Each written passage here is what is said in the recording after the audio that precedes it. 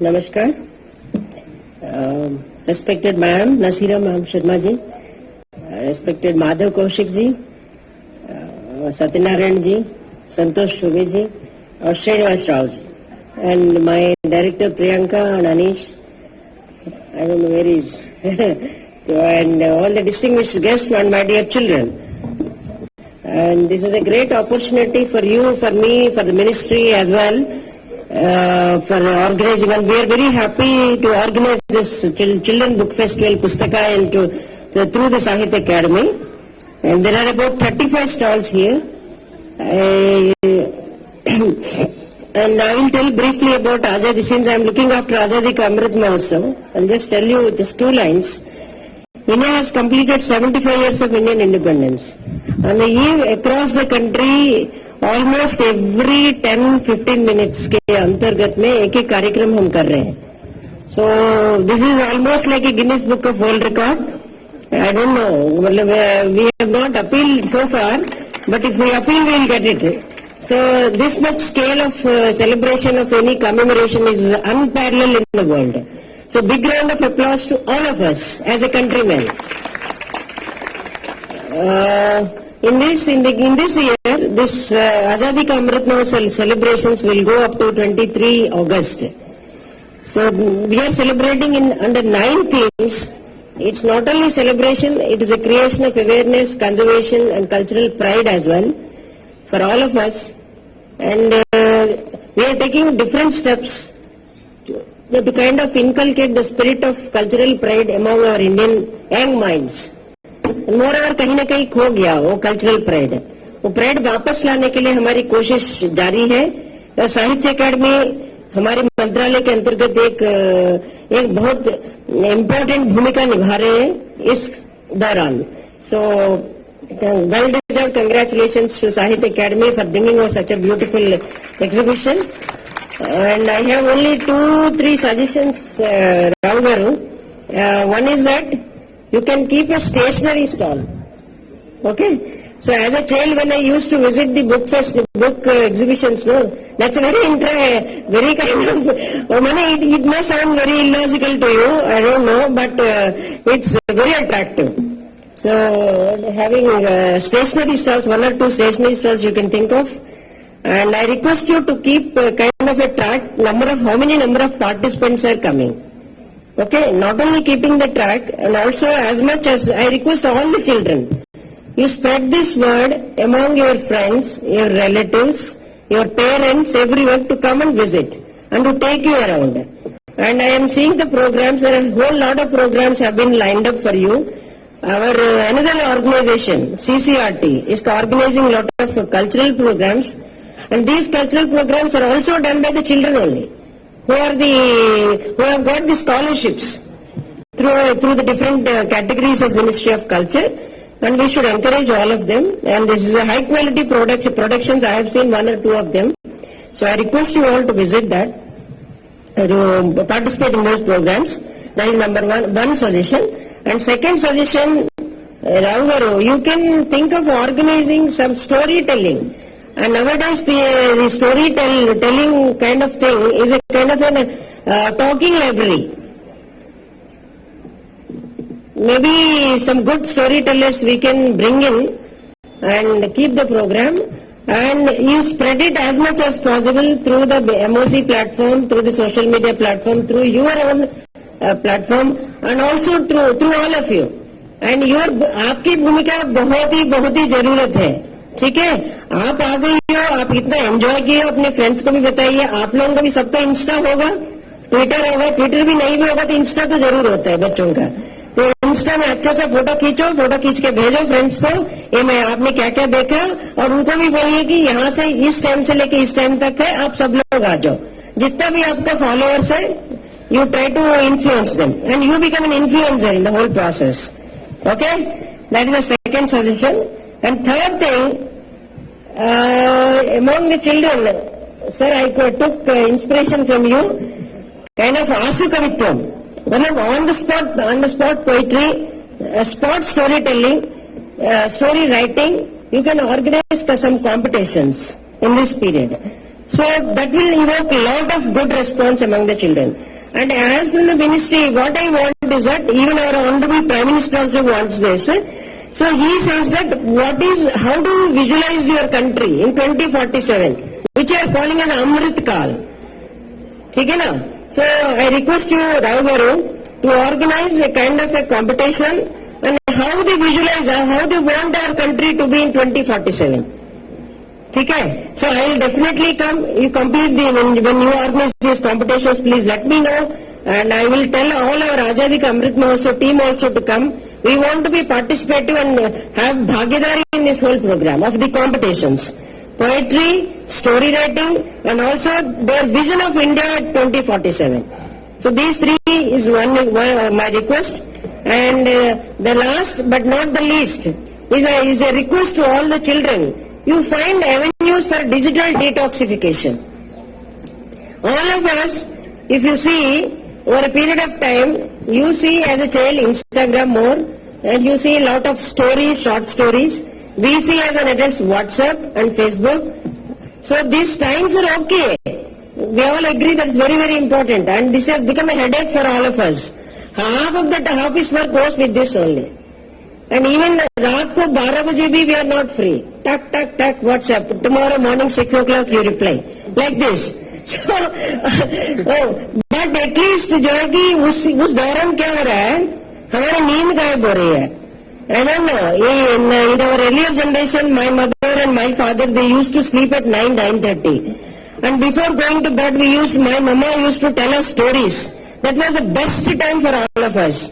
All my siblings, we used to assemble around her and on the bed and listen to the stories. Now almost that is gone. Because we are occupied with this. Now, I am also defaulted for that. I am not telling any stories to my children. But at least now I feel that we all should do that. I also try. It's not that completely I don't try. At least we can talk to our parents. And mostly I tell you, as a parent, now I am a mother of 2 children, we miss the children so much. As long as, and you also, you will realize after some time, you miss your parents. The moment you are together as a family with your mother and father, at least spend 1 hour of talking time to them, effective talking time. I tell you, this is a big and great learning. And this leads to the detoxification, this digital detoxification, the process can be done. You find out your own avenues. What is the time comfortable to you? What is the avenues in which you want to detoxify yourself? So you find out your own processes, your own avenues, but do something. This is my request to all of you. Thank you so much for giving me this opportunity. Thank you so much. बहुत बहुत धन्यवाद आदरणीय उमानंदोरी जी. आपने कई महत्वपूर्ण सुझाव दिए. साहित्य अकादमी लगा और जो हमारे युवा हैं उनको बार बार उत्साहित करते. परम आदरणीय नासिरा शर्मा जी, जटिया जी, उमानंदूरी जी, राव साहब चौबे जी, साहित्य अकादमी के सम्मानित सदस्य वनीता जी, रवेल सिंह जी, मैडम पालीवाल जी, गौड़ साहब, बच्चों और जितने प्रकाशक हमारे यहाँ मौजूद हैं वो उनके प्रतिनिधि. वास्तव में साहित्य अकादमी ने पिछले 5 वर्षों में अपने दायरे का विस्तार बहुत किया है. हम साल में एक साहित्य उत्सव मनाते हैं. उस साहित्य उत्सव के दौरान 6-7 दिन हम बहुत सारे सेमिनार करते हैं, सैकड़ों लेखकों को आयोजित करते हैं. इस पुस्तकायन के माध्यम से इस वर्ष हमारे 2 साहित्य उत्सव हो गए. एक मेन साहित्य उत्सव और एक ये बालकों का साहित्य उत्सव. साहित्य अकादमी ने पिछले कुछ वर्षों में साहित्य की तमाम विधाएं, हाशिए का लेखन, LGBTQ से लेकर आदिवासी लेखन, इन सबको अपने फोल्ड में शामिल किया. और वो साहित्य अकादमी जो किसी जमाने में लोग कहते थे कि ये कैपिटल सेंटर्ड है, उसको हम ग्राम लोक तक लेके गए. गांव-गांव तक हमने साहित्य अकादमी को पहुंचाया. और साहित्य अकादमी के माध्यम से हमारे पूरे भारत की 24 भाषाओं की जो सृजनात्मक प्रतिभा है, सृजनात्मक लेखन है, उसको हमने आम आदमी तक पहुंचाने का उपक्रम किया। आजादी के इस अमृत महोत्सव के दौरान ये जो आयोजन हमने आज किया, एक तरह की ये पुस्तक प्रदर्शनी की है, ये हमारे उस विस्तार का सबसे बड़ा हिस्सा है। हमने कभी इस तरह से प्रकाशकों को आमंत्रित नहीं किया था। हम अपनी प्रदर्शनियां तो लगाते थे, लेकिन हमने पूरे समाज को साथ जोड़ने की ये परिकल्पना की। इसके लिए मैं साहित्य अकादमी परिवार को साधुवाद देता हूं, राव साहब की, उनकी पूरी टीम को, जिन्होंने अथक प्रयत्न किया। दूसरी एक बात और कहना चाहूंगा, पूरे हिंदुस्तान में बाल साहित्य को लेके इतना बड़ा सेमिनार आज तक नहीं हुआ है, जिसमें लगभग 70 लेखक आएंगे, हर विधा के, हर भाषा के। आपको एक भाषा का सेमिनार मिलेगा, 2 का मिलेगा, 4 का मिलेगा। हमारे यहाँ कंपार्टमेंटलाइजेशन बहुत है। अंग्रेजी वाला हिंदी को नहीं जानता, हिंदी वाला तमिल को नहीं जानता। साहित्य अकादमी एक ऐसी संस्था है जिसने इस तरह के सीमांकन को, कंपार्टमेंटलाइजेशन को तोड़ा है। और हमने ये साबित किया है, हिंदुस्तान का लेखक कहीं भी रहता हो, किसी जबान में लिखता हो, उसका दिल एक ही तरह से धड़कता है और हिंदुस्तान का बच्चा एक ही है। ये हमारी विस्तार की इतनी बड़ी योजना है। वास्तव में हम एक तरह से एक कदम हर रोज आगे बढ़ते हैं। मित्रों, एक बात और मुझे ध्यान आई, आजादी का अमृत महोत्सव हम मना रहे हैं। पूरे वर्ष से हमने बहुत सारे आयोजन किए। आपने एक बात जरूर अनुभव की होगी, जब पूरा देश गुलाम था, दास्ता की जंजीरों में जकड़ा हुआ था, इस देश का लेखक तब भी आजाद था। इस देश के लेखक को कभी गुलामी ना पसंद आई, ना उसने स्वीकार किया।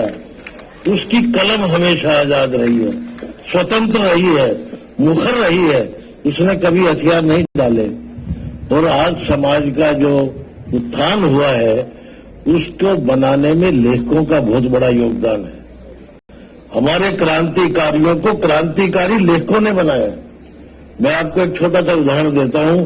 जब मैं चंडीगढ़ से जालंधर की ओर जाता हूं बाई कार, तो रास्ते में भगत सिंह का म्यूजियम पड़ता है खटकर कला में। हर बार उसे देखने जाता हूं। उस 23 साल का नौजवान, उसने कितना पढ़ा होगा वहां जाके पता लगता है। एक छोटी सी डायरी का पन्ना जो पानी से भीगा हुआ है और एक टूटा हुआ कलम उसके साथ रखा है। मैंने बड़े ध्यान से चश्मे से लगा के पढ़ा। 4 लाइनें उसमें स्पष्ट थी। There is not to reason why, there is not to make reply, there is but to do and die, there is but to do and die. Tennyson की कविता चार्ज ऑफ लॉर्ड ब्रिगेड, उसकी ये पंक्तियां हैं। इन क्रांतिकारियों को क्रांतिकारी लेखकों ने बनाया। तो लेखक का योगदान बहुत बड़ा योगदान है, क्योंकि आजादी पहले आपके दिमाग में आएगी, और अगर लेखक लिबरेटेड नहीं है तो वो समाज को भी लिबरेट नहीं कर सकता। ये बात याद रखिए। लेखक का लिबरेटेड होना सबसे बड़ा समाज का गुण है, और वही समाज को स्वतंत्र करता है। तो मित्रों, बाल साहित्य के बारे में हमारे यहाँ बंगाल में एक कथा प्रचलित है, एक कहावत प्रचलित है कि कोई लेखक जो बाल साहित्य की रचना करता है, वो अपनी कलम को शुद्ध करता है। ये कलम को शुद्ध करने के लिए हर लेखक को बाल साहित्य रचना चाहिए, क्योंकि लेखक जो लिखता है इतने आक्रोश में लिखता है, क्षोभ में लिखता है, उसकी कलम है वो भी आक्रोशित हो जाती है, यथार्थ का चित्रण करते करते दूषित भी हो जाती है। उसको प्रांजल बनाने के लिए, उसकी दोबारा से प्राण प्रतिष्ठा करने के लिए हर लेखक को बाल साहित्य का लेखन करना चाहिए। हिंदुस्तान के क्या, पूरी दुनिया के हर बड़े लेखक ने बाल साहित्य की रचना की है। हमारा देश कुछ इस मामले में पिछड़ा हुआ है। बहुत सारे दशक ऐसे भी गए जब बड़े लेखकों ने बाल साहित्य लिखना छोड़ दिया। वरना तो आर के नारायणा से लेके टैगोर और प्रेमचंद और हरिवंश राय बच्चन, मैथिली शरणगुप्त, दिनकर तक ये परंपरा थी। अब नासिरा जी स्वयं को बाल लेखिका कहलवाना चाहती हैं, लेकिन समाज नहीं मान रहा। हमारे दिमाग में ये बात पता नहीं कहां से आ गई कि बाल साहित्य बचकाना लेखन होता है, और उसने सारी स्थितियां गड़बड़ा दी। अब वो समय आ गया है कि हम अपनी इस भूल को स्वीकार करें, और बाल साहित्य की प्रतिष्ठा अगर नहीं करेंगे तो बच्चे बड़े होके। आपको एक और बड़ी भयानक सूचना देना चाहता हूं। दुनिया के जितने आतंकवादी हैं, अगर उनकी आप लिस्ट बनाते हैं तो उनमें से 95% विज्ञान के छात्र हैं, इंजीनियर हैं, साइंटिस्ट हैं। अगर बचपन में उन्हें कोई बच्चों की किताब दे देता, उनके अंदर संवेदनशीलता आ जाती, मानवीयता आ जाती, तो वो गलत काम कभी नहीं करते। आपने उनके हाथ में एपरेटस दे दिए, टूल्स दे दिए, किताब नहीं दी। जो समाज किताब देता है, कलम देता है, वही समाज आगे बढ़ता है, और हमारा मकसद यही है। जो बात मैंने लेखकों के लिए कही, वही प्रकाशकों के लिए भी कहता हूं कि आप जो व्यवसाय करते हैं, व्यवसाय में बहुत तरीके गलत भी अपनाते हैं। अगर बच्चों की किताबें छापेंगे तो ईश्वर आपको उन पापों से भी मुक्ति देगा। अगर बाल लेखकों को आप कायदे से सम्मान देंगे, बाल लेखकों को कायदे से आप रॉयल्टी देंगे, तो आप अपने लिए भी सुरक्षित स्थान कर लेंगे। साहित्य अकादमी अपने इस आयोजन में हमेशा आगे बढ़ती रहेगी, और मैं उमानंदुरी जी को और आप सबको ये यकीन और दिलाता हूं कि अगले वर्ष जब इस तरह का कोई आयोजन होगा तो हम बहुत बड़े लेवल पे एक कदम और आगे आपको मिलेंगे। धन्यवाद। जय हिंद।